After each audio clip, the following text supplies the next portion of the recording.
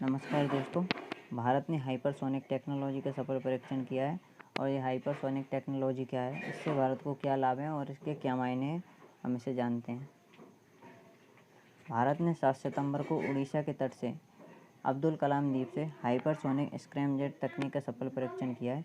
यह तकनीक air breathing पर काम करती है, जिसका मतलब है हवा से सीधी ऑक्सीजन लेना। एयर ब्रीदिंग तकनीक का उपयोग 2 प्रकार के इंजनों द्वारा किया जाता है। पहले जो इंजन होते हैं वो हैं रैमजेट और दूसरे हैं स्क्रैमजेट। इस प्रकार हम वायुमंडल में से सीधी ऑक्सीजन ग्रहण करते हैं, उसी प्रकार इंजनों द्वारा वायु में से सीधी ही हवा ली जाती है तथा उसमें से ऑक्सीजन ग्रहण किया जाता है और उसका आगे जाके दहन किया जाता है। अब ये कैसे काम करता है? सबसे पहले आप जो देख रहे हैं ये एक चित्र है। मान लीजिए ये एक स्क्रैमजेट इंजन है। इसमें सामने से वायु प्रवेश करेगी, यानी हवा जो है वो बहुत तेज़ गति से आ रही होती है, वो हवा अंदर आएगी। ये इसको एक सबसोनिक गति तक कम करेगा, फिर उसके बाद में इसको संपीड़ित करेगा। संपीड़ित करने के बाद में इसे वो आगे जाके कंबर्सन चैम्बर में ले जाएगा, यहाँ पर फ्यूल इंजेक्ट होगा। यह हवा इतनी गर्म हो चुकी होती है कि जैसे ही फ्यूल इंजेक्ट किया जाता है और उसमें आग लग जाती है और दहन प्रक्रिया शुरू हो जाती है और रैमजेट इंजन चल जाता है। ऐसे ही स्क्रैमजेट तकनीक होती है। इस तकनीक में भी वायुमंडल से ऑक्सीजन लेता है और इसमें रैमजेट में और स्क्रैमजेट में अंतर यह होता है कि इसमें वह सबसोनिक गति पर अंदर जाके संपीड़ित करता है वायु को और यह सुपरसोनिक गति पर ही संपीड़ित करता है। और इसका एक और फ़ायदा ये है कि इसमें वैसे जो बूस्टर रहते हैं, जो रॉकेटों में लगे रहते हैं, उनमें 2 चैम्बर होते हैं, एक ऑक्सीजन के लिए होता है और एक होता है फ्यूल के लिए। तो इसमें जो फ्यूल वाला चैम्बर है वो तो रहता है, मगर ऑक्सीजन वाले चैम्बर को नहीं लगाना पड़ता, उसकी जगह पर आप फ्यूल वाला चैम्बर भी लगा सकते हैं। अब इसे किसने बनाया है या किसने इसका विकास किया है? तो इसे जो बनाया वो DRDO ने बनाया है और DRDO ने हाइपरसोनिक टेक्नोलॉजी डेमोन्स्ट्रेशन व्हीकल, यानी इसे शॉर्ट में कहते हैं HSTDV का इस्तेमाल करके, इसी का नाम है HSTDV का इस्तेमाल करके एक मिसाइल दागी जिसने वायुमंडल में जाके 6 मार्क तक की स्पीड प्राप्त की।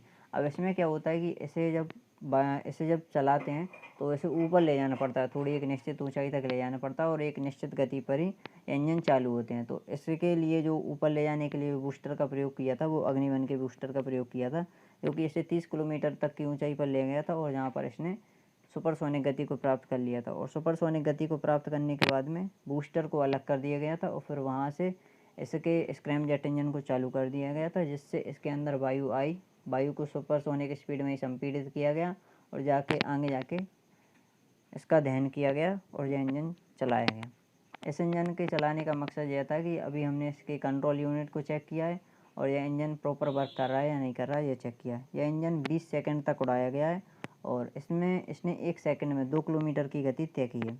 अब जानते हैं हाइपरसोनिक स्पीड क्या होती है। तो हाइपरसोनिक जो स्पीड है उसे जानने से पहले हम ये जान लेते हैं कि सुपरसोनिक स्पीड ही क्या होती है। तो सुपरसोनिक का मतलब होता है ध्वनि की गति से तेज़ होना, जैसे हम 1 मार्क कहते हैं। और सबसोनिक का मतलब होता है 0.1 मार्क की गति। और हाइपरसोनिक का मतलब होता है हाई हाइपरसोनिक होती है जो हाई हाइपरसोनिक का मतलब होता है 10 से लेकर 25 मार्क तक की गति। और हाइपरसोनिक की जो स्पीड होती है वो होती है 5 से लेकर 10 मार्क तक की गति। यदि हम इसे साधारण भाषा में कहें तो यह है कि आवाज़ की गति से 5 गुना तेज़ जो भी वाहन या जो भी रॉकेट या बूस्टर उड़ रहे होते हैं उन्हें हम कहते हैं मार्क। इसे मार्क में मापा जाता है। मार्क ध्वनि की इकाई है। अब सोनिक बूम क्या होता है? जब कोई विमान सुपरसोनिक गति से उड़ रहा होता है तो ज़मीन पर एक व्यक्ति को बहुत तेज़ आवाज़ सुनाई देती है, जिसे हम सोनिक बूम या सुपरसोनिक बूम कहते हैं। और इस तकनीक का सबसे पहले यानी सुपरसोनिक तकनीक का सबसे पहले प्रयोग सोवियत संघ रूस ने 1991 में किया था और इसका इस्तेमाल कर इसने मार्क 1 की स्पीड हासिल की थी। भारत ने स्क्रैमजेट तकनीक का इस्तेमाल करने वाला दुनिया का चौथा देश बन गया। भारत से पहले स्क्रैमजेट तकनीक रूस के पास थी, अमेरिका के पास थी और चीन के पास थी। अब भारत ऐसा चौथा देश बन गया जिसने स्क्रैमजेट तकनीक को हासिल कर लिया।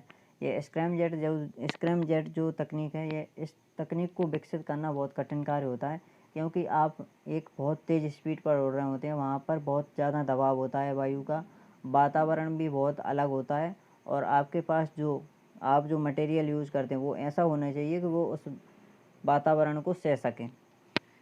अब इसके लाभ क्या हैं?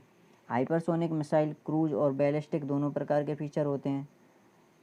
यह मिसाइल लॉन्च के बाद पृथ्वी की कक्षा से बाहर चली जाती है। इसके बाद ज़मीन और हवा में मौजूद टारगेट पर निशाना बनाती है और ये इतनी तेज़ स्पीड होने के कारण इसे रोकना लगभग नामुमकिन होता है।